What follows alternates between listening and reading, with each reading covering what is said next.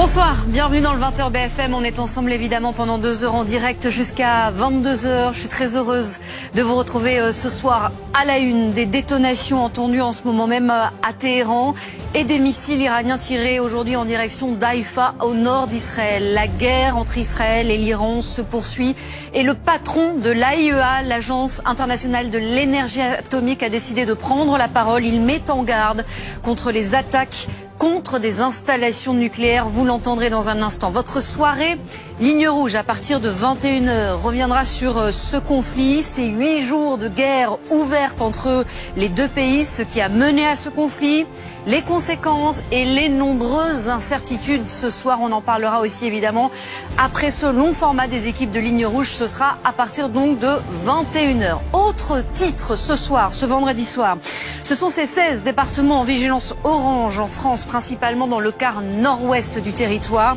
Le pic de chaleur est attendu demain avec près de 40 degrés en région centre-Val de Loire ou encore dans les plaines du sud-ouest. Point complet à suivre évidemment dans le 20h BFM. Et puis une enquête est en cours après l'intoxication alimentaire de 10 enfants à Saint-Quentin dans l'Aisne. L'un d'entre eux est décédé. 2 boucheries de la ville ont été fermées de manière préventive. Nous vous donnerons là aussi les dernières informations. Voilà donc pour le sommaire, le 20h BFM. C'est parti, soyez les bienvenus. Donc les images et les dernières informations sur le terrain alors qu'on entre dans la 2e semaine de ce conflit entre Israël et l'Iran. Une série de détonations entendues ce soir à Téhéran il y a quelques minutes et des frappes iraniennes aujourd'hui encore sur Israël, notamment au-dessus de la ville d'Haïfa. Une salve de missiles qui a fait au moins 19 blessés. Les images, elles sont commentées par Matteo Caravino. Nous passons bien sûr à votre soirée Ligne Rouge qui est consacrée à cette guerre entre l'Iran et Israël qui inquiète le monde entier.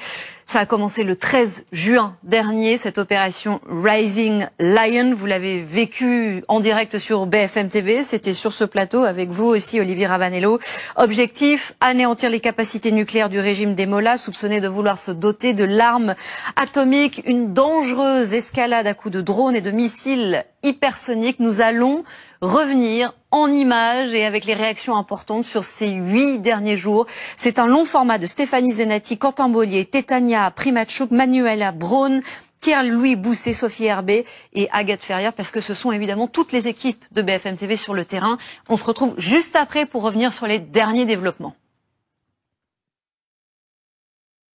Comme on dit, merci à tous les 4. Vous retrouvez évidemment dans un instant Karine de Ménonville qui va revenir très longuement sur les dernières déclarations du président américain et les nouveaux développements évidemment sur le terrain, puisque c'est une journée qui a de nouveau, en ce 8e jour de guerre, été marquée par de nouveaux bombardements. Et nous on se retrouve demain pour le 20h BFM. À demain soir.